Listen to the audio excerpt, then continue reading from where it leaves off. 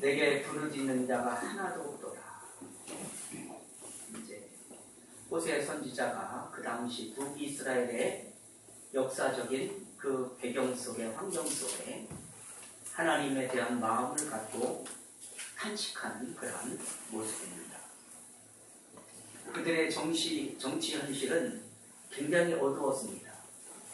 정치, 경제, 사회, 문화 모든 분야가 다 하나님 앞에 집중하고 하나님을 경외하는 마음으로 주신 이도 하나님이시오 거두시도 하나님이시다, 이런 고백으로 신앙생활을 해야 할 당연한 의무를 가진 이스라엘 백성인데도 그들은 정치 현상에서 하나님 앞에 힘을 얻으려고 하기보다는 이웃나라에 기웃거리면서 하나님을 외면하는 그러한 현상을 호세아 선지자는 지금 고발하고 있는 겁니다. 이스라엘이 BC 722년에 망했으니까 약 750년 상황 속에서 이 정치 현실이 호세아 선지자는 지금 증언하고 있습니다. 약 30년.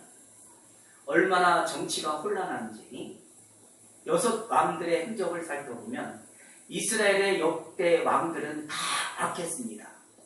아주 악했습니다. 그 중에 가장 악한 왕이 누구냐? 오므리 왕.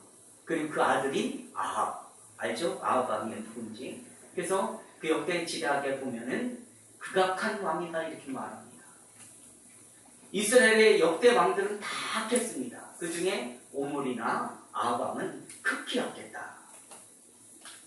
그리고 이제 이스라엘의 마지막 왕은 호세아입니다. 선지자도 호세아인데 마지막 왕도 호세아. 그 전 왕은 베가. 이제 살룸이라는 왕은 6개월 통치하다가 죽습니다. 한 달 만에. 이 한 달 만에 살왕은 한 달을 통치하다가 죽습니다. 그리고 스가라 왕이라는 이 왕은 6달 통치하고 죽게 됩니다. 그만큼 그때 당시 정치 혼란이 얼마나 심했는가, 이렇게 반증적으로 우리에 보여줍니다. 자, 그 당시 아수르 제국이 흥왕합니다. 오늘날 말하면 미국을 말하겠죠. 아수르 제국이 흥왕할 때에 이제 이스라엘은 베가가 이 아수르를 대적하기 위하여 이제 암몬이라는 나라와 결탁을 합니다. 그러다 보니까 정치 혼란이 더 어지러워진 겁니다. 그래서 이 정치를 어지러움을 이제 틈타, 우리도 너희들도, 그래서 유다 나라에도 이 동맹을 우리 결성해서 우리 아수르를 어쨌든 배척하다, 이렇게 했는데 이제 유다가 동조를 안 하니까 결국 이스라엘과 유다가 전쟁을 치릅니다. 이스라엘과 유다는 어떤 나라입니까? 하나님을 경외하는 형제 나라예요. 12지파가 갈라져가지고, 르호보암과 여로보암 시대에 나라가 두 쪽으로 갈리면서 형제가 의간하는 거죠. 내 마음에 안 든다고 해서 결국 전쟁을 일으키면서 결국 망하는 길로 그들이 가게 됩니다. 이로 인해 아수르는 이제 북왕조 이스라엘 왕 베가를 이제 어떻게 해요? 아람 왕과 동행해서 자기 나라를 대적하는 것들에 베가를 왕의 자리에서 내리고 마지막 이제 호세아 왕을 등극시킵니다. 호세아 왕도 처음에는 이 아수르의 힘을 입어서 나라를 통치하지만 결국 이 호세아 왕도 아수르를 배척하고 이제 애굽의 왕의 도움을 얻고 이제 아수르 정책에서 배척하는 마음을 갖다가 결국은 북이스라엘은 완전히 망하게 됩니다. 3절에 나오는 말씀이 바로 그겁니다. 자, 읽어볼까요? 7장 3절 시작. 그들이 그 악으로 왕을 그 거짓말로 지도자를 기쁘게 하도다. 이 말은 무슨 말씀이냐면 나쁜 일을 할 때 칭찬해야 됩니까? 아니면 어떻게 경고해야 됩니까? 경고해야 되는데 나쁜 일에도 칭찬하고 오히려 그걸 또 자랑으로 여긴다는 거예요. 이 말씀이 그 말씀이에요. 그들이 그 악으로 왕을 그 거짓말로 지도자를 기쁘게 하도다. 그 무리가 죄짓는 일에는 모두가 한 마음이 됐다는 겁니다. 한 마음이 됐다. 또 4절에 보면 그들은 다 가늠하는 자라 과자 만드는 자에 의해 달궈진 화덕과 같도다. 그가 반죽을 뭉침으로 반려되기까지만 불일으키기를 그칠 뿐이라. 그들이 저지르는 하나님 앞의 죄악들, 부도덕한 마음, 하나님을 신뢰를 저버리는 것, 폭력, 배신 이런 것들이 우발적으로 나온 것이 아니라 인간 안의 죄성으로 잠재되어 있던 것이 드러났다는 것을 말해주고 있는 겁니다. 그것이 왜 잘못입니까? 당연히 잘못이죠. 왜? 하나님만을 의지해야 되는데, 하나님을 의지하고 하나님 앞에 뜻을 물어야 되는데, 그들은 오직 정치 권력으로 이웃 나라에게 기웃기웃하면서 하나님을 배반하는 자리에 있기 때문에 하나님은 아주 화가 난 겁니다. 그래서 호세아 선지자를 통해서 지금 지적하고 있는 겁니다. 북왕조 이스라엘 여로보암이 이제 이 나라를 통치를 시작했죠. 그리고 남왕조 르호보암, 솔로몬의 두 아들이, 솔로몬 이후에 두 아들이지 않죠. 솔로몬의 아들 르호보암이 이제 국민의 소리를, 이스라엘 백성들의 소리를 듣지 않는가 드디어 여로보암이 열 지파를 다 이제 어우러서 이제 북이스라엘을 만듭니다. 남유다나 북이스라엘이나 다 하나님의 백성입니다. 하나님 나라로서 신정 정치, 하나님 중심으로 그 나라를 세워야 됩니다. 왜? 그렇죠. 당연히 하나님이 그들을 선민으로 구별해서 애굽에서 이끌어내서 가나안 땅에 보내셔가지고 너는 내 법도와 규례와 명령을 지켜 행하라. 그것은 자기들의 어떤 신앙의 정당성도 그렇게 보여지지만 많은 이방 나라들에게 자기들 선민의 그 의식을 가지고 하나님 믿는 사람은 다르구나. 국가적인 위상을 그렇게 그들에게 주어졌는데 그들은 그렇게 살지 않았다는 겁니다. 이스라엘 백성이 된다는 것은 하나님의 통치를 받는 백성입니다. 이 고백이 담겨져 있는 겁니다. 또 하나님을 섬기고 하나님께 순종하는 백성입니다. 라는 고백이 거기에 담겨져 있는 겁니다. 그래서 저들의 힘은 하나님으로부터 나오는 겁니다. 그리고 저들의 책임은 하나님을 향하여 있는 것입니다. 그러나 국제 정세 앞에 그들은 그렇게 살지 않고 북왕조 북이스라엘은 하나님부터 모든 복을 받는 것이다. 이 고백을 저버리고 복의 내용은 하나님부터 오는 것이다. 이것을 부인하고 결국 정치 세력에 결탁하여서 모든 문제를 해결하려고 하게 되는 겁니다. 자기들의 정치 문제, 사회 문제도 그렇게 사람과 사람의 결탁해서 문제를 해결하려고 하고 힘있는 자를 등에 업고 그렇게 북이스라엘 나라를 통치하는가. 호세아는 하나님의 이 명령을 그들에게 지금 선포하는 겁니다.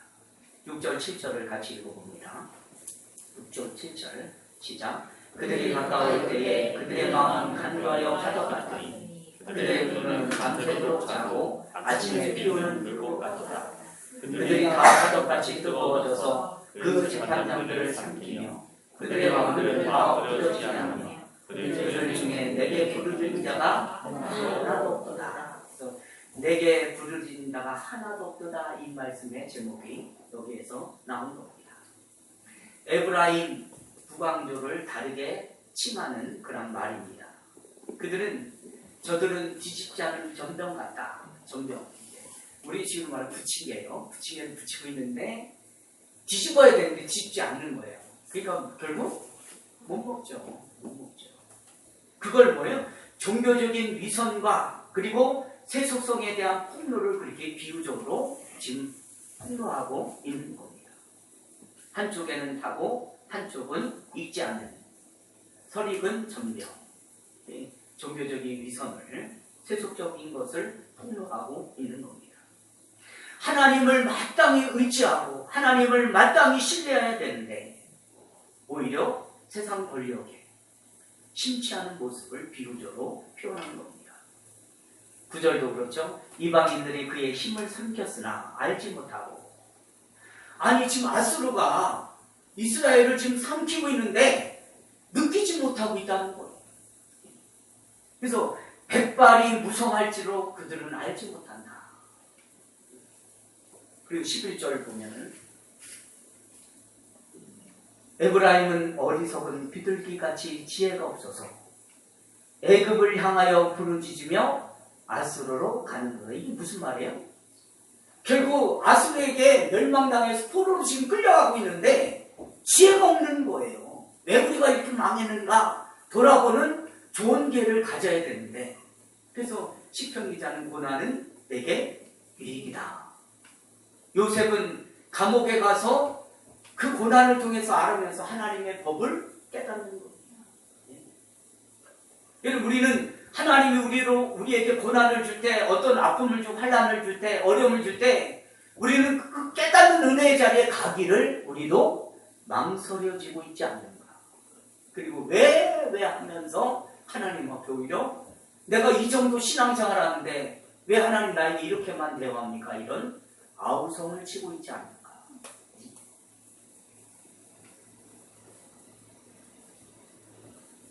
베가 왕이 아수르를 대적하기 위하여 아람과 동맹하고, 마지막 왕인 호세아는 결국 애굽의 멸망을 자초하는 길로 가지만, 이건 그때 당시 이 환경이 그래서 어쩔 수 없어 이렇게 말하는 게 아니라 하나님께서는 너희가 나의 명령과 나에게 주신 사명을 잃었다 이렇게 지적하는 겁니다.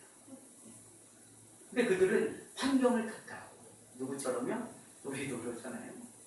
우리는 지금 우리가 세상 살아가는데 환경을 탓하지, 나 자신이 하나님을 향하여 신뢰하고 의지하고 하나님의 참된 믿음의 자리에 내가 서 있는가를 돌아보지 못하는 것과 같다는 겁니다. 자, 13절부터 16절 읽어봅니다. 시작. 화인설진저 그들이 나를 떠나 그릇 갔음이니라. 해망할진저 그들이 내게 범죄하였음이니라.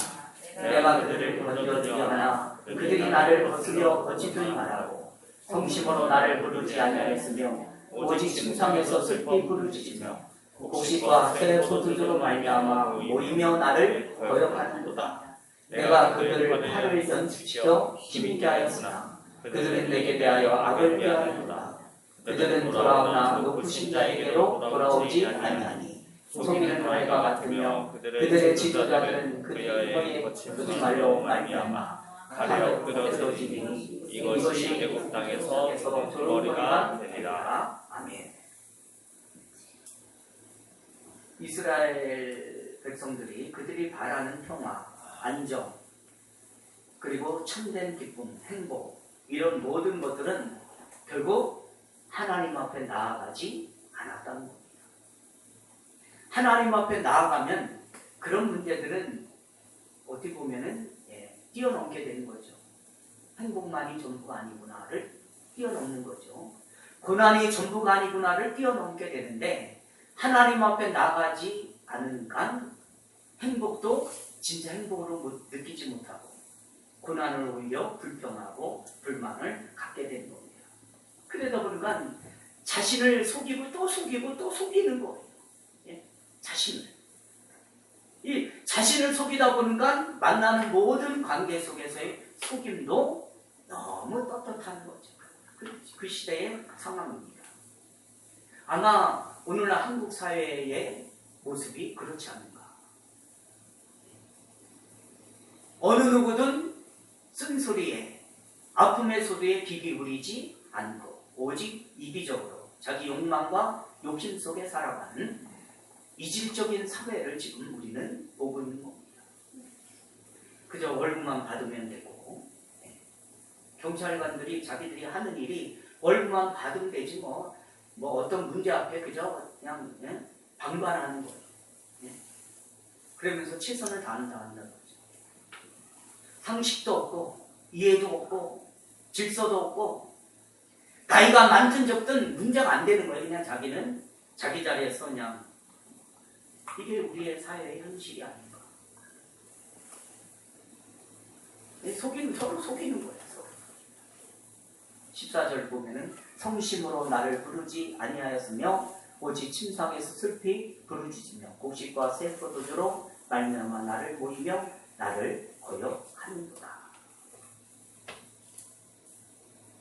오직 눈앞에 보이는 어떤 그런 이해관계, 그리고 우리의 피상적인 생각을 동원시키면서 만들 수 없는 욕심을 만들면서 나 자신을 거기에다 팔아버리는 아주 그 잘못된 속성들이 지적되고 있는 겁니다.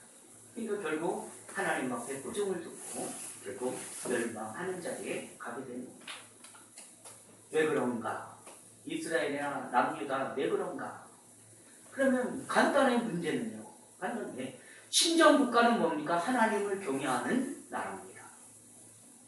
당연한 거죠. 하나님을 경외하는 나라. 그런데 하나님의 백성으로 하나님을 경외하기보다는 정치 세력과 결탁해서 그 힘을 의지하려고 하다 보니까 결국 신앙이 앞서기보다는 힘을 앞서는 그런 모습이 먼저 나오게 된 겁니다. 신약시대에 사는 우리는 이스라엘을 계승하는 것이 교회입니다. 국가가 아니에요. 우리도 이스라엘 나라처럼 그런 국가를 만들자. 그건 아닙니다. 교회가 그렇게 지향하는 겁니다. 교회가 누굽니까? 우리 아닙니까? 건물을 그렇게 만드는 것도 아니에요. 우리란 말이에요. 그래서 우리는 기독교의 세력을 뭉쳐가지고 나라에다 야 나라가 이게 뭐냐 이러면서 아우성 치는 것은 기독교를 잘 모르는 겁니다. 교회에 대한 이해가 부족해서 나타나는 겁니다. 물론 개인적으로 기도할 수 있습니다. 개인적으로 얼마나 할 수 있습니다. 그거는요. 나라에 대해서 쓴소리 개인적으로 할 수 있습니다. 그러나 교회가 모든 세력이 합쳐가지고 뭐 해서 무슨 데모한다든가 무슨 뭐 기도 그런 거는 사실 바람직하지 않은 겁니다. 왜냐하면 국가나 세상의 정부는 힘의 논리에 의해서 세워집니다. 그걸 똑같이 들어와서 교회도 힘의 원리로 그래서 하나님 대한민국에 지금 여러분 기독교인이 몇 명일 것 같아요? 지금 대한민국에? 뭐 요번에 어떻게 기회돼서 이제 어느 장로님이 뭐 허리를 고쳐준다, 무릎을 고쳐준다, 어깨를 고쳐준다 해서 우리 성도님들께서 내가 한번 참석을 했어요. 그때 그 장로님이 뭐 하여튼 뭐 장사꾼인데 그래서 이제 내일 또 그거 하는데 이제 안 갈 거지만 근데 참 듣는 내용들이 참 그래 그렇구나 이렇게 인정이 되고 한편으로는 너무 교만도 하시더라고요. 그러다 보니까 지금 500만 이렇게 얘기했거든요. 기독교인이 500만 모르겠습니다. 정확한 통계. 정확한 그런데 그 힘의 논리를 우리 500만이 뭉쳐서 뭐 나라에 대해서 뭐 하자 하는 거는 저는 기독교적이라고 보지 않는 겁니다. 그럼 우리는 뭐냐 이렇게 말할 때는 그걸 한 단계 더 높아서 우리는 도덕성이 이 사회에도 제기되잖아요. 근데 그 도덕성은 고스란히 우리 교회에 들어와서 믿는 우리가 책임을 지는 자리일 겁니다. 책임. 우리의 도덕성에 고스란히 우리가 맞는 책임입니다. 그 당시 호세아 선지자 당시 이스라엘이 직면했던 정치 현실, 국제 정황 속에서 저들이 저지르는 잘못에 대해서 오늘 우리에게 교회로서의 책임을 다하고 있는가를 지금 묻고 있는 겁니다. 내가 교회로서 한 교회로서 하나님의 부르심의 그 사명으로서 내가 책임을 다하고 있는가, 특히 이제 도덕성에서 우리에게 물을 때에 이 문제를 그렇게 우리는 이해해야 되는 겁니다. 나는 지금 하나님 앞에 다하고 있는가? 우리는 예수 믿는 사람들은 우리가 억울함을 당하거나 국력으로 말미암아 어려움을 겪는 것을 어느 누구도 원하지 않습니다. 다 좋잖아요. 잘 되기를 바라죠. 이는 대한민국 국민으로서 당연한 반응입니다. 그리고 당연한 책임입니다. 국민의 한 사람으로서. 그러나 교회는 다릅니다. 다시 말하면 우리 한국 사람이 500만이 예수 믿는 사람이니까 하나님 우리에게 좋은 결과 주세요. 이러면서 하나님 앞에 요구하는 것은 그건 바람직하지 않은 겁니다. 예수 믿지 않는 사람과 예수 믿는 사람과 믿지 않는 사람의 차별을 세상적인 힘의 원리로 요구하는 것은 성경적이지 않다는 겁니다. 이 지금 호세아 선지자장치 정치적, 사회적인 이 배경을 오늘날 신약에서 우리에게 질문하는 게 바로 그겁니다. 문제제기하는 겁니다. 우리가 예수 잘 믿으면 우리는 고난받으면 안 됩니다. 이런 힘의 논리로 믿음 생활하면 안 되는 겁니다.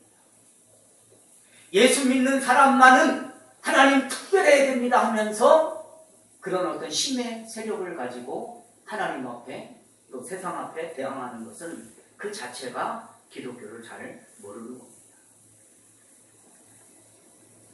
이 실수를 이스라엘 백성들이 평생 그 실수를 하고 있는데 오늘 신약에 사는 우리도 별반 다르지 않을까.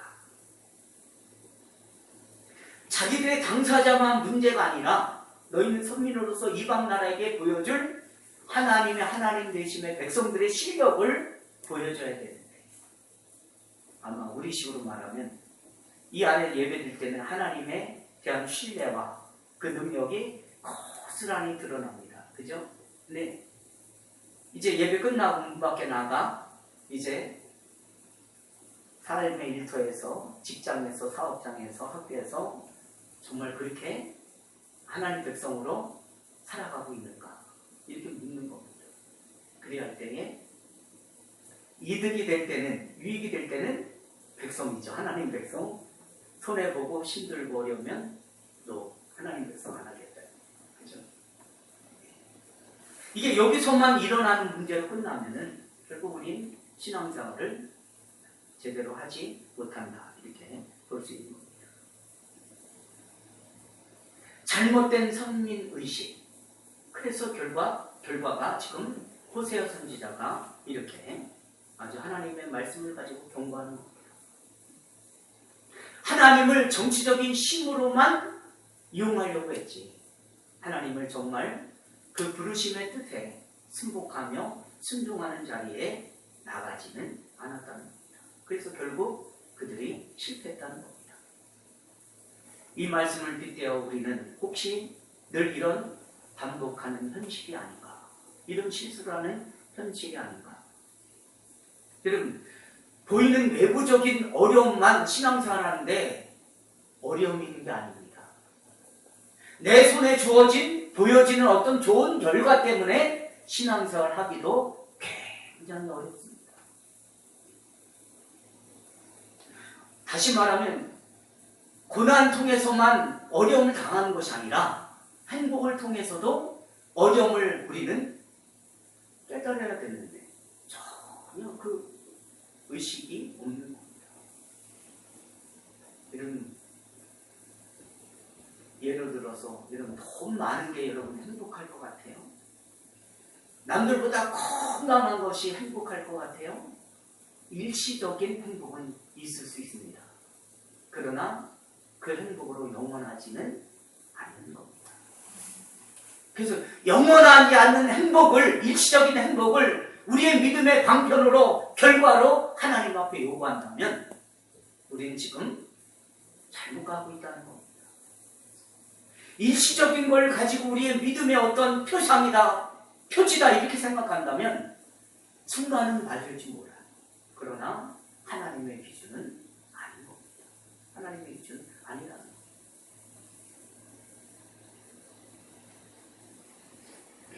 이게 이제 선민의식에 대한 잘못된 이스라엘 백성들의 생각이었다는 거죠. 신앙생활이 뭡니까? 우리로서는 이해가 안 되죠. 도저히. 여러분, 우리가 구원받는데 이해가 됐었습니까? 내가 하나님의 자녀로 구원받은 그 부분 여러분 이해가 됩니까? 나는 모르겠습니다. 저는 이해가 안 돼요. 나 같은 게 어떻게 하나님 앞에 구원받을까? 이해가 안 돼요. 이해 안 된다고 여러분 뿌리칠 수 없잖아요. 왜? 뿌리치는 만큼 하나님 나에게 더 행복을 줄 것 같아요? 예? 아니잖아요. 그죠? 오히려 고난을 더 주잖아요. 어려움을 더 주잖아요. 왜? 돌아오라고. 예? 하나님 앞에 우리 신앙생활은 행복, 즐거움, 기쁨으로 우리를 독려하기보다는 오히려 고난과 어려움과 힘든 과정을 통해 우리의 신앙을 더 요구하는지 몰라요. 예? 아, 목사님, 그래도 그렇게는 하면 서운하죠. 아니, 성경은 다 그렇게.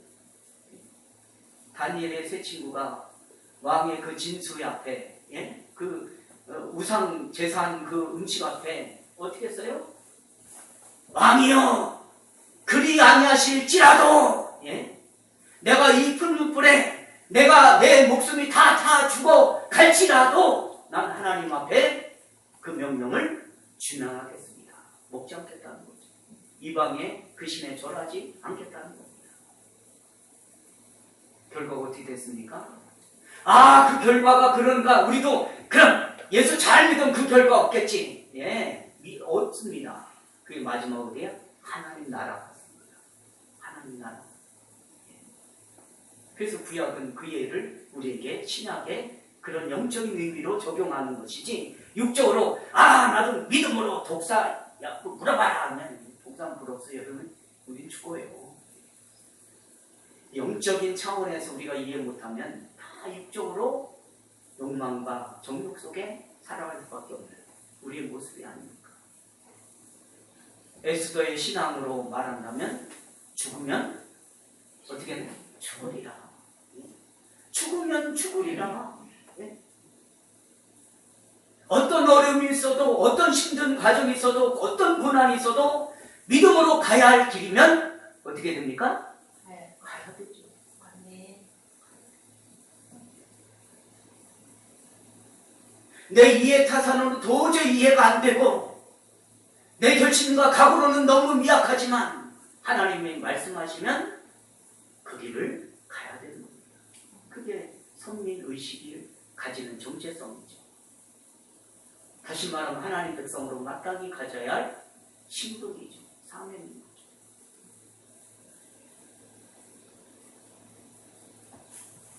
시간이 많이 가는데 성경 문제를 한번 봅니다. 에베소서 4장입니다. 4장 13절부터 16절.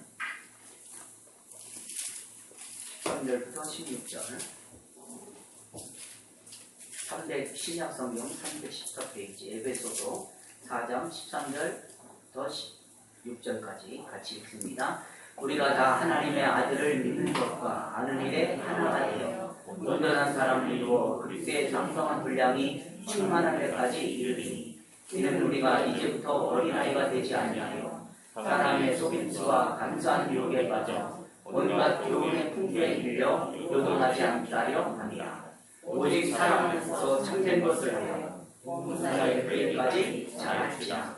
그는 머리니 곧 그리스도라. 그에게서 온 몸이 각 마디를 통하여 도움을 받음으로 연결되고 결합되어 각 지체의 분량대로 역사하여 그 몸을 자라게 하며 사랑 안에서 스스로 세우느니라. 아멘. 예수 그리스도는 우리의 머리다. 그리고 우리는 몸의 지체.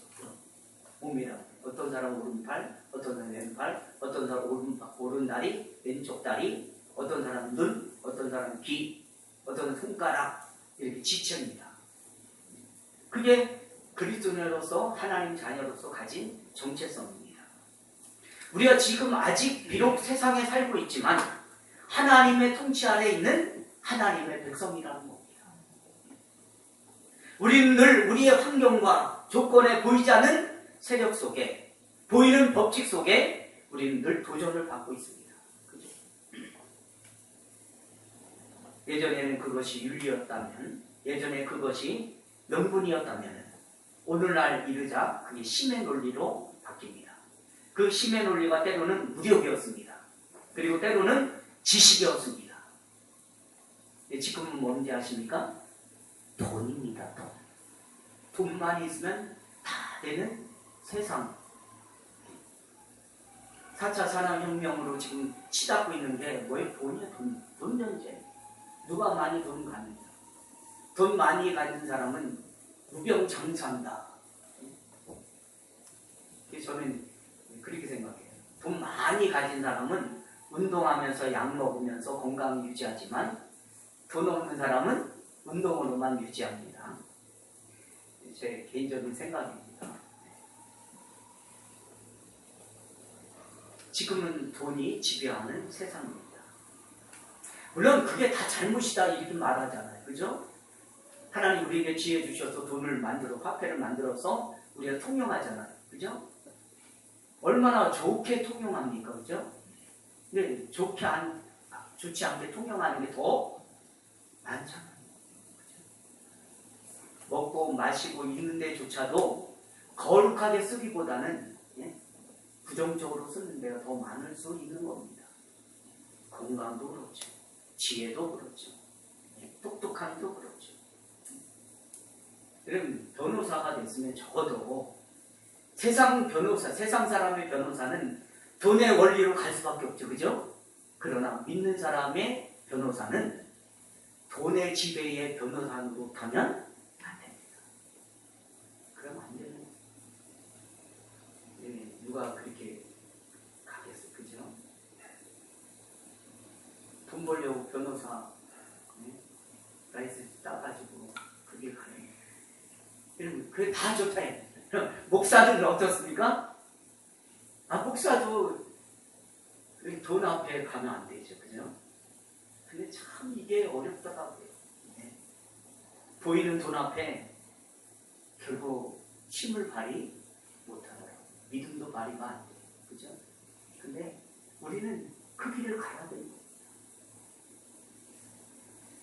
여러분, 누가 돈을 꺼달라고 그랬을 때 여러분 꼭 꺼줘야 될 사람인데 여러분 안 꺼줘봐요. 그러면 안 꺼주는 마음이 아픈 게 더 클까요? 꺼주고 마음 아픈 게 더 클까요? 전 모르겠어요. 여러분 한번 스스로 대답해 보세요.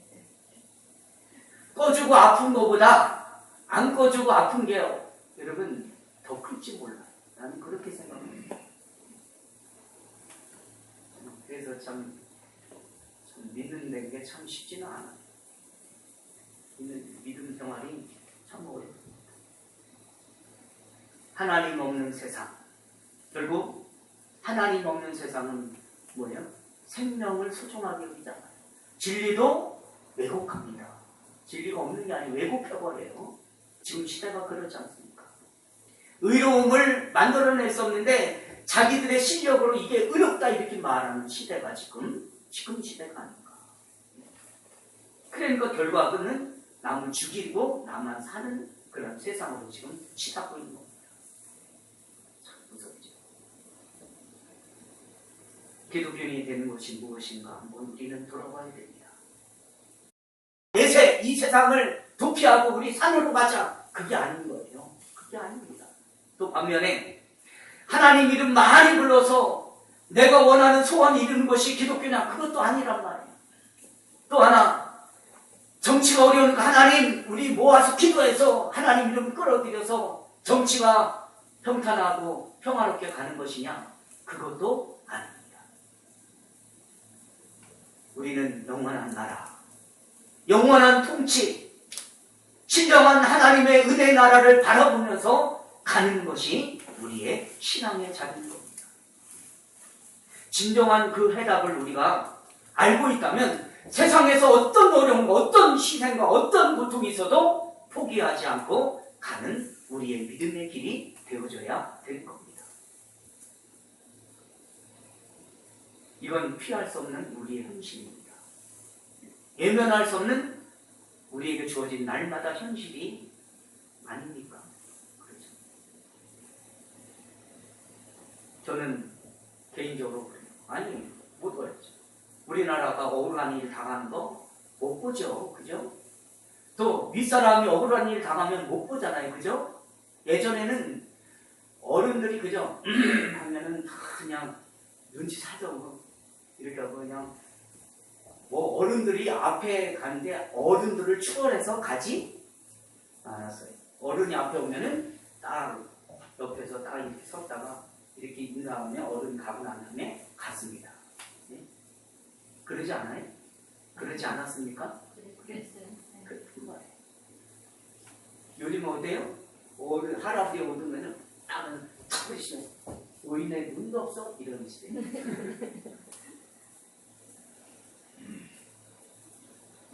노인네 눈도 없어는 좀 양반의 소리예요. 눈가를 잃은. 얼마나 무서운 세상이 우리가 지금 알고 있는. 그러니까 이런 세상에서 여러분 빨리 하나님 나라 가고 싶지 않아요?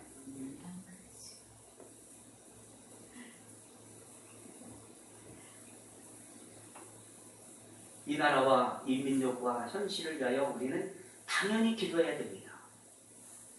그러나 교회라는 어떤 권력의 힘을 모아가지고 정부는 뭐야 이런 거는 개인적으로는 얼마든지 할 수 있지만 연합된 세력으로는 하는 것이 아닙니다. 여러분 몸담는 나라와 그 결과를 나눠야 하는 일에 대해서 지도자에 대해서 쓴소리할 수 있습니다. 얼마든지 한 시민으로서 한 국민으로서 불만을 터뜨릴 수 있습니다. 야단 칠 수 있습니다. 슬퍼할 수 있습니다. 이건 국민된 권리요 책임이요 사명입니다. 그러나 신앙은 이것과 다른 겁니다. 그래서 신앙은 나 자신과의 철저한 그 싸움을 해나가야 되는 겁니다.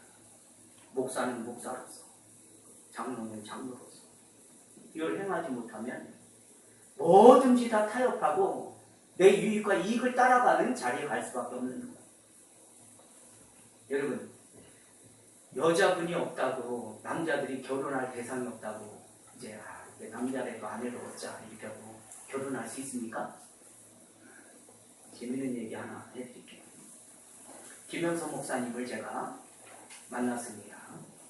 목사님 자기 차가 생겼으니까 한번 참 교회들이 참 좋은 일을 많이 하시더라고요. 참 선교사님이 오니까 이제 교통이 불편하니까 차를 지원해 주더라고요. 선교사님한테. 그래서 자기 차를 받아서 지금 가는데 여기 그 중동 그 IC를 지나다가 제 상문나서 내려갔대요. 그래서 목사님 잠깐 커피 한 잔 얘기해줘야 되는데 참 놀랄 만한 이야기 듣게 되더라고요.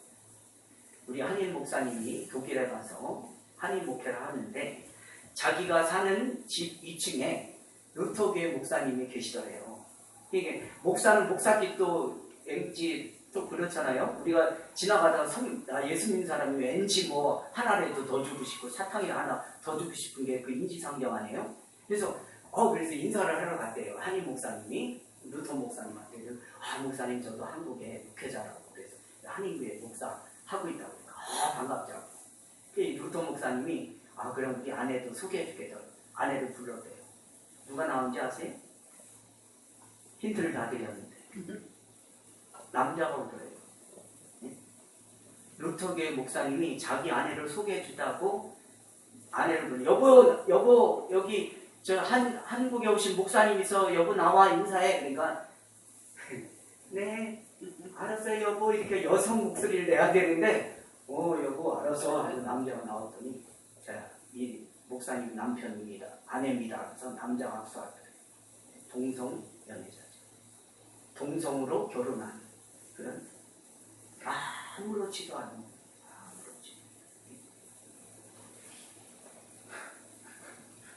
그것도 신앙의 이름으로 난 누가 주례했는지 참 궁금해. 누가 주례해 주셨는지. 아무 주례자 없었겠죠. 자기 스스로. 자, 우리가 읽은 에베소서 4장 13절. 우리가 다 하나님의 아들을 믿는 법. 아는 일에 하나가 되어 온전한 사람을 이루어 그리스도의 장성한 분량이 충만한 데까지 이르는 것. 제네바 신학문답서 질문이 뭡니까? 사람이 사는 목적이 뭡니까? 이렇게 질문하잖아요. 그 질문의 답은 뭡니까? 하나님을 알아가. 창조주 하나님을 아는 것이다. 이 말씀이 바로 그 말씀 아니에요. 근데 더 중요한 말씀이 있습니다. 바로 14절입니다. 다시 한번 14절 읽어봅니다. 시작. 이는 우리가 이제부터 어린아이가 되지 아니하여 사람의 속임수와 간사한 유혹에 빠져 온갖 교훈의 풍조에 밀려 요동하지 않게 하려 함이라. 예? 세상 풍조는 우리의 신앙을 요동하게 합니다. 야, 그러니까 선악과의 요동이 그렇잖아요. 예? 보는 순간 먹음직도 하고 탐스럽고 그걸 먹으니까 정말 하나님처럼 될 것 같은 욕망이 불쭉불쭉 타오르는가 절지 않는가 그걸 먹잖아요. 교훈의 풍조에 밀리지 말라. 하나님의 참된 말씀이면 어떤 어려움이 있어도 그 길을 가야 됩니다. 네, 그래. 얼마나 그게 어렵습니까? 예수님은 이스라엘 백성들에게 정치적 해방을 위하여 오신 분이 아닙니다. 그래서 예수님은 한 번도 로마 정부에 대해서 싸움하지 않았습니다. 그죠? 예수님 오신 것은 죄와의 싸움의 문제를 가지고 오신 겁니다. 죄와 싸워서 이겨야 합니다. 그리고 하나님을 모르는 불신앙들에게 하나님의 말씀을 복음으로 와서 증거하셨습니다. 그리고 불쌍한 죄인들을 위해서 십자가에서 돌아가셨습니다. 이 일을 위해서 예수님 오셨습니다. 그 외에는 예수님 관심 없으셔요. 예? 하나님도 그 외에는 관심이 없으신 거예요. 근데 우리의 관심은 세상적. 하나님 잘 믿었습니다.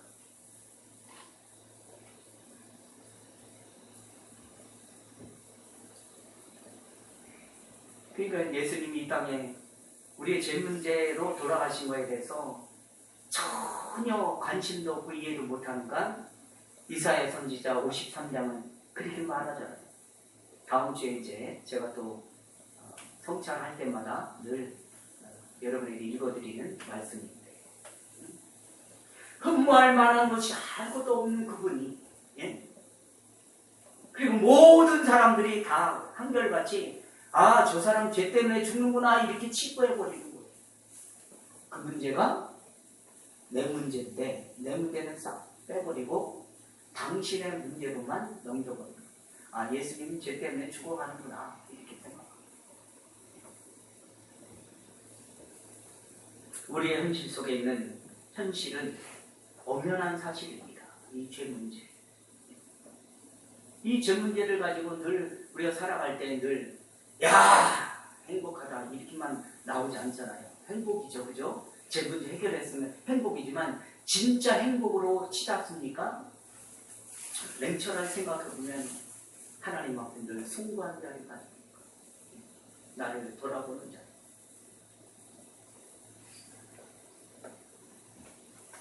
여러분, 내가 편안한 어떤 근거를 가지고 예수 믿는 것이다 이렇게 말할 수 있는 게 있습니까? 아무것도 없잖아요. 그것이 무엇인들 하나님 앞에는 아무 조건도 근거도 될 수 없는 겁니다. 한국교회는 큰 부흥을 경험했잖아요. 그죠? 엄청. 세계에서 깜짝 놀랐어요. 한국을 보면서. 어떻게 그렇게 기독교인들이 이렇게 많은가. 어떻게 한 목사가 60만의 성도를 거느린다. 대단하잖아요. 그래서 외적으로도 얼마나 성장했습니까? 그리고 우리가 가진 진리, 생명 때문에 얼마나 우리가 자랑하며 과시할 기회를 가졌는지 모릅니다. 그러나 헛되이 하지 않았는가? 과장하지 않았는가? 그러니까 우리가 당면한 현실에서 그러니까 하나님이 좋은 것만 주면 그게 다가 아니에요. 그 좋은 걸 주면 하나님을 바라볼 줄 알아야 되는데 좋은 거 주면 절대 하나님을 못 바라봐요. 물론 바라보는 사람도 있겠지만 그러나 일시적으로는 그래도 부지런히는 안 되더라고요. 그래서 우리는 늘 인지할 수 있는 가장 모토는 바로 십자가를 봐야 됩니다. 예수님이 이 세상에 와서 어떻게 가셨는가? 죽었다는 걸 인지를 안 해요. 그건 예수님만의 문제로 생각해버리는 거예요. 나 문제와 전혀 연결을 하지 못하는 거예요. 그러니까 우리의 죄에 대해서 전혀 경고를 느끼지 못하는 겁니다. 하나님 말씀 앞에 순종하는 그 자체도 전혀 나를 돌아보지 못하는 거예요. 그저 현실 속에서 풍요와 풍성이 있으면 그게 내 신앙에도 보호가 되고 믿음 생활하는데 적당하게 견제할 수 있는 어떤 자리로 가지 않을까. 돈의 위력, 돈의 힘. 이것만 하나님 잘 주시면 나는 신앙생활 잘 할 겁니다. 라는 아주 엉뚱한 답을 가지고 하나님 앞에도 요구를 하기도 하고.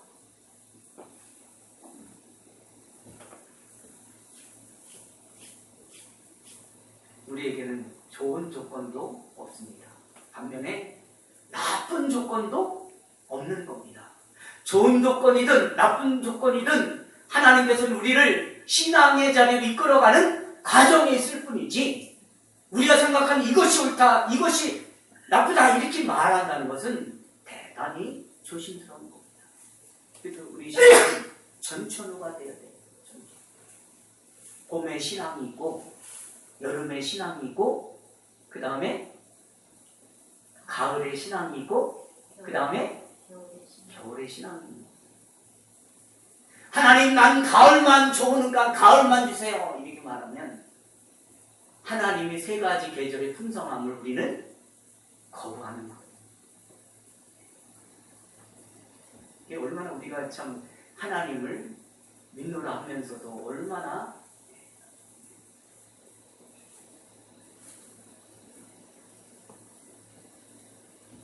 세상과 예수 믿는 길은 구별되죠. 동시에 똑같이 늘 반복됩니다.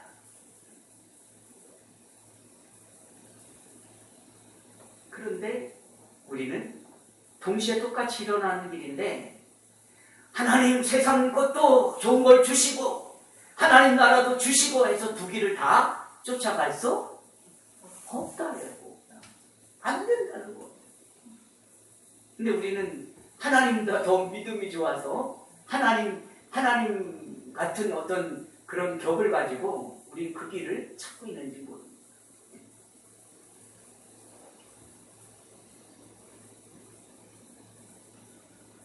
여러분 잘 생각해 보세요. 내가 하나님을 믿게 된 은혜가 어떤 길이었는가? 여러분 내가 믿음이 좋다고 내 자식들에게 내 손자들에게 그 믿음을 강요할 수 있습니까? 강요하죠. 근데 결과적으로는 안 되더라고요. 안 돼. 이게 오늘 우리가 당면한 신앙입니까?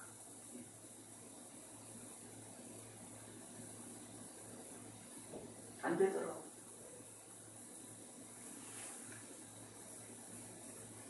어제 친구 집에 잠깐 컵 준다고 그래서 이제 가서 저녁 얻어먹으면서 저 얘기했는데 목사님 말씀 들어보면 난 목사님 교회 가서 신앙생활 하고 싶은데 문제는 자기 남편이 거기를 간다는 거예요. 그래서 한 가정 안에 두 종교가 있으면 되겠냐 이게.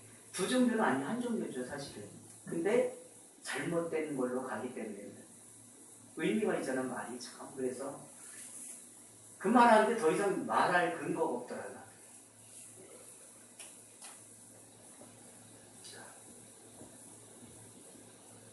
하나님을 우리를 불러내셔서 좋든 나쁘든 싫든 기쁘든 하여튼 우리는 하나님의 자녀가 되었습니다. 여러분 인정하든 인정하지 않든 여러분 지금 하나님의 자녀입니다. 부인할 필요 없어요. 인정한다고 하나님 자녀가 더 부인한다고 하나님 자녀가 아니고 이게 아니에요. 어차피 인정하든 인정하지 않든 하나님의 은혜에 끌려 우리는 이 자리에 왔습니다. 그래서 이렇게 표현할 수 있죠. 할 수 없이 나도 와보니까 여기 있더라. 하나님 자녀가 되었다. 여러분 불만이십니까? 불평이십니까? 혹 불만과 불평이 있을지라도 현실이 그렇지만 그 불평과 불만을 뛰어넘는 은혜가 우리 안에 지금 이 자리에 역사하고 있는 겁니다. 그래서 부인할 수 없는 거예요. 우리가 살아가는 현실 속에 어떤 위기가 닥쳐도 우리는 이 길을 가야 됩니다. 갈 수밖에 없습니다. 예? 갈 수밖에 없단 말이에요. 저도 처음에 목회를 모르고도 그냥 좋은 게 좋은 거라고 했지만, 그러나 이제 바르게 알고 이 길을 갈 수밖에 없습니다. 다 떠난다면 어쩔 수 없지만 한 명이라도 남으면 이 길을 가야 되겠죠. 이게 신앙이죠. 목회 실패? 뭐가 실패입니까? 예? 내가 하나님 말씀을 전하는데 뭐가 실패입니까? 예? 하나님의 참된 말씀을 제가 전하는 게 그게 실패입니까? 세상은 그걸 가지고 부적으로 외적으로 결과를 가지고 실패한다 논하지만, 저는 하나님 앞에 당당하게 저는 말할 수 있습니다. 우리가 말하는 성공은 바로 이거다. 저는 이 목회를 하고 싶은 겁니다. 이 길을 가고 싶습니다. 여러분이 어떻게 부인하든 난 이 길을 갈 거고, 내가 부인해도 여러분이 이 길을 가셔야 되는 겁니다. 그 거룩이 우리 안에 지금 심겨져야 됩니다. 호세아 선지자는 북이스라엘 백성들에게 이 지금 탄원을 지금 돌아와라. 우리가 겪는 현실 앞에 이 길을 담대히 갈 수 있는 우리의 남은 날이 되시기를 주님의 이름으로 부탁드립니다. 하나님 아버지,